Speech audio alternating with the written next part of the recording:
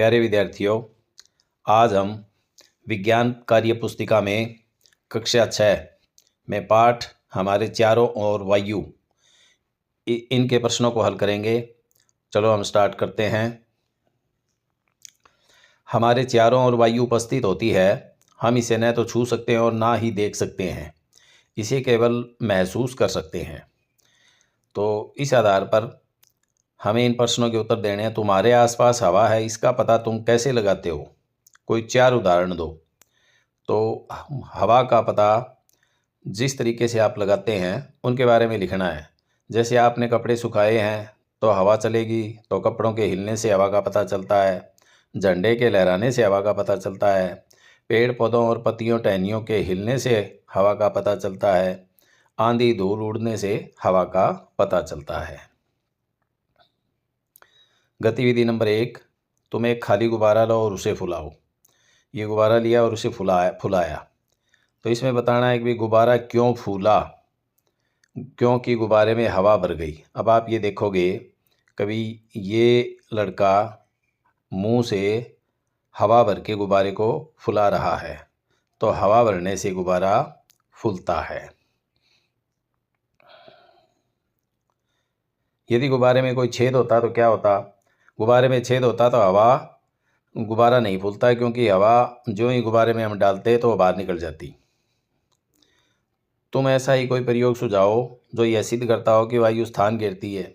एक खाली बोतल लेकर के, किसी बाल्टी या बर्तन में पानी लेकर के उस खाली बोतल को हम उसको उल्टा करके डुबोएं। पानी भरने से उसमें पानी नहीं भरेगा, क्योंकि वायु भरी होने के कारण पानी अंदर नहीं जा पाता। और उसी बोतल को हम थोड़ा सा तिरछा करके डुबोएंगे तो वायु बाहर आने के कारण पानी बोतल के अंदर भर जाता है। तो इससे सिद्ध होता है कि वायु स्थान घेरती है। हाइड्रोजन गैस से भरा गुब्बारा हमेशा ऊपर की ओर जाता है, जबकि जिस गुब्बारे को हमने मुंह से फुलाते हैं वह ऊपर की ओर नहीं जाता। ऐसा क्यों होता है? देखिए, इसमें यह व्यक्ति गुब्बारे में हाइड्रोजन गैस भर रहा है, तो हाइड्रोजन गैस वायु से हल्की होती है, और वायु से हल्की होने के कारण गुब्बारा ऊपर जाता है। और जिस गुब्बारे को हम मुंह से फुलाते हैं तो हमारे द्वारा उस गुब्बारे में कार्बन डाइऑक्साइड गैस भर जाती है, और carbon dioxide gas hydrogen gas से भारी होती है। तो इसमें दिया है हाइड्रोजन गैस वायु से हल्की होती है। हमारे मुंह से भरी गैस में एक CO2 होती है जो हाइड्रोजन गैस से भारी होती है, इसलिए हाइड्रोजन गैस से भरा गुब्बारा ऊपर की ओर जाता है। नीचे चित्र में वायु के मुख्य अवयव दर्शाए गए हैं। अब इसके अंदर ये ग्राफ दिया, इसमें वायु के जो मुख्य अवयव हैं वो दर्शाए गए हैं। ऑक्सीजन 21%, जलवाष्प अन्य गैसें व धूल के कण 0.97%, कार्बन डाइऑक्साइड 0.03% और नाइट्रोजन है वो 78%। तो इस चित्र में देख करके ये सारणी भरनी है। तो इस चित्र में देख करके आप इस सारणी को भर सकते हैं। जलवाष्प अन्य गैस धूल कण 0.97%, कार्बन डाइऑक्साइड 0.03%, नाइट्रोजन 78%, ऑक्सीजन 21%। वायु में कौन सी गैस सबसे अधिक मात्रा में है? तो इसको देखने से ही पता चलता है कि वायु में सबसे अधिक मात्रा में नाइट्रोजन है 78%। वायु में कौन सी गैस सबसे कम मात्रा में है? तो वायु में सबसे कम मात्रा में है कार्बन डाइऑक्साइड 0.03%। अगली गतिविधि है, चित्र के अनुसार एक बीकर में सूखी मिट्टी का ढेला डालो, फिर ढेले के ऊपर पानी डालो। तुम देखोगे बीकर में पानी के बुलबुले नीचे से ऊपर की ओर उठते हैं। ये बुलबुले मिट्टी के ढेले के छिद्रों में उपस्थित वायु के कारण बनते हैं। अब हमने ये देखा, ये जो बीकर है, इस बीकर में पानी में वायु का ढेला डाला, तो सूखी मिट्टी में जब पानी डालते हैं तो इधर आप देखोगे बुलबुले निकल करके ऊपर जाते हैं। तो ये बुलबुले उस मिट्टी में वायु की उपस्थिति दर्शाते हैं। तुम भी ऐसा ही एक और प्रयोग करके देखो जिसमें चारों ओर वायु की उपस्थिति को दर्शाता है। अगला है, ऐसे कौन से जीव हैं जो वर्षा के मौसम में ही जमीन से बाहर आते हैं और क्यों? सांप, चूहे, मेंढक, केंचुआ, क्योंकि ये बिलों में रहते हैं और उनके बिलों में जब वर्षा के दिनों में पानी भर जाता है और वायु बाहर निकल जाती है जिससे वे सांस नहीं ले पाते, इसलिए वो पानी से ज़मीन से बाहर आ जाते हैं।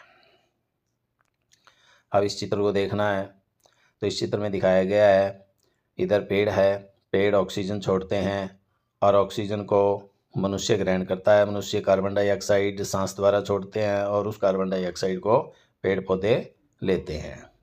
इधर पानी में घुली हुई ऑक्सीजन को मछली सांस द्वारा अपने गलफड़ों से लेती है। तो इसमें पानी में ऑक्सीजन घुली हुई है, वायु घुली होती है। तो हम पेड़ पौधों द्वारा छोड़ी गई ऑक्सीजन को श्वास लेने के लिए काम में लेते हैं। मछली जैसे जलीय जीवों को श्वास लेने के लिए ऑक्सीजन कहाँ से मिलती है? जो पानी में घुली हुई ऑक्सीजन होती है उससे मछली श्वास लेने में उपयोग करती है। हम सभी निरंतर ऑक्सीजन का उपयोग करते रहते हैं, फिर भी वायुमंडल में ऑक्सीजन कभी ख़त्म नहीं होती। क्यों? क्योंकि पेड़ पौधे हैं वो प्रकाश संश्लेषण प्रक्रिया द्वारा ऑक्सीजन गैस छोड़ते हैं, जिससे वायुमंडल में ऑक्सीजन कभी ख़त्म नहीं होती और ऑक्सीजन का संतुलन बना रहता है। एक खुले हवादार कमरे में और पूरी तरह भीड़ भरे बंद कमरे में से तुम किस कमरे में अपने आप को आरामदायक महसूस करोगे? जो खुले हवादार कमरा है उसमें पर्याप्त मात्रा में ऑक्सीजन गैस होती है, जिससे हमें सांस लेने में आसानी होती है। और जो भीड़ भरे बंद कमरे में ऑक्सीजन की मात्रा कम होती है, इसलिए हम खुले हवादार कमरे में रहना पसंद करेंगे। तुमने गांव और शहर दोनों का वातावरण देखा होगा। क्या शहरों की तुलना में दूर दराज के गांवों का वातावरण ज़्यादा शुद्ध होता है? बिल्कुल, गांव का वातावरण ज़्यादा शुद्ध होता है। ये देखो, शहर के अंदर कारखाने, फैक्ट्रियाँ, यातायात के साधन, ये धुआं, कार्बन डाइऑक्साइड जैसी गैसें छोड़ करके प्रदूषण फैलाते हैं। तो इसका उत्तर है हाँ, गांव का वातावरण शुद्ध होता है, क्योंकि गांव में हरे भरे पेड़ पौधे होते हैं, खुला वातावरण होता है, कारखाने फैक्ट्रियाँ नहीं होती। शहरों में भीड़ भाड़ वाला क्षेत्र व प्रदूषण होता है, कारखाने, यातायात के साधन आदि अधिक होते हैं। गतिविधि 3 है, नीचे के चित्रों को देखकर लिखो कि इन क्रियाकलापों द्वारा कौन कौन से अवयव वायु में मिलते जा रहे हैं। आप चित्र ए में देखेंगे, carbon dioxide, SO2, sulphur dioxide, carbon monoxide, nitrogen oxide, धूल, धुआं, ये चीज़ें ये कारखानों द्वारा छोड़ी जाती है। बी में मनुष्य द्वारा जलवाष्प, अन्य गैसें, कार्बन डाइऑक्साइड आदि छोड़ा जाता है। और इधर ये झाड़ू निकाल रही है, तो झाड़ू निकालने से इससे धूल, मिट्टी के कण ये वायुमंडल में छोड़ दिए जाते हैं। इधर जो बर्तन में कोई चीज़ पक रही है, पानी या कोई भी है, तो उससे जल वाष्प है वो वायुमंडल में चले जाते हैं, मिलते हैं, वायु में मिल जाते हैं। तो इसी प्रकार ABCD इसमें आप लिख सकते हैं। इनमें तुम अपनी कक्षा के 4-5 छात्रों का समूह बनाकर पवन चक्की का एक मॉडल तैयार करो। 4-5 मिलकर के पवन चक्की का एक मॉडल तैयार करें। तुमने मॉडल बनाने में किन किन चीज़ों का उपयोग किया? मॉडल बनाने के लिए गत्ते का उपयोग, मोटर, तार, लकड़ी, बेरिंग, स्विच आदि, चार्ट पेपर, स्केच पेन, इनका प्रयोग होता है।